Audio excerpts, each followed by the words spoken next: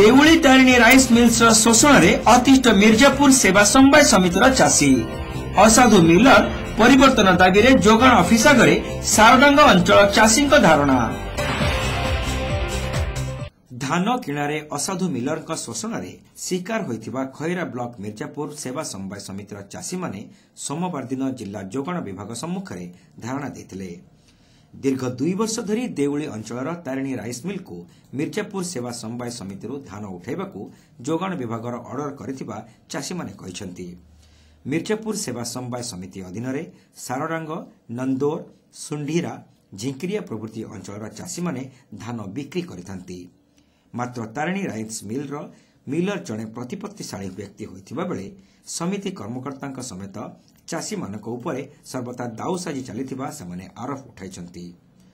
विशेषकर धान quintal पिछा 8 KG रु 10 केजी पर्यंत उड़ाण काटिबा, टोकन रे उल्लेख परिमाण ठारू चाषी मानक ठारू कम धान किनिबा जोगु लोकमाने धान बिक्री करिन परि शेषरे बाहर बेपारी को कम मूल्य रे धान बिक्री करबाकू बाध्य हेउछंती बोली धारणारत चाषी माने कहिसंती।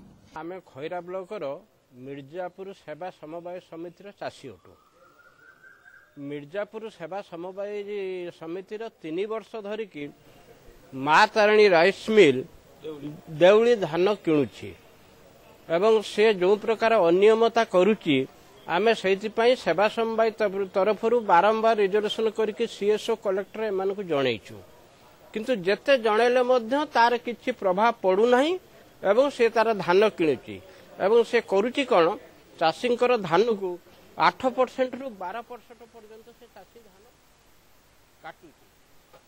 से गोटे बार जदि सोसाइटी सेक्रेटरी आमको टोकन देले 500 क्विंटाल धान उठेबा पई सी गाड़ी नहीं कि छुटिया छुटिया गाड़ी पहुंचे कि मैक्सिमम राति पर्यंत 200 क्विंटाल धान उठाऊची एवं बाकी जो 300 क्विंटाल धान पड़ी रहुची सेठी गोडाउन रो सुविधा नाही, धान रखिबार सुविधा नाही।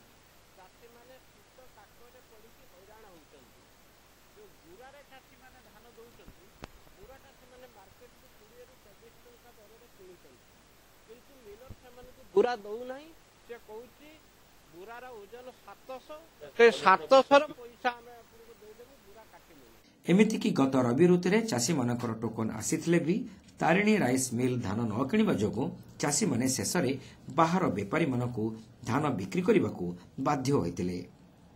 एही भली मनमुखी कार्य करुथिबा मिलर को परिवर्तन करबा पई 2 वर्ष धरि दाबी होई आसुथिबा बेले जोगाण विभाग किंबा जिला प्रशासन कौनसी पदक्षेप न नेबा जोगु सेमाने धारणा देबाकू बाध्य होइतिबा चाषी माने कहिसंती।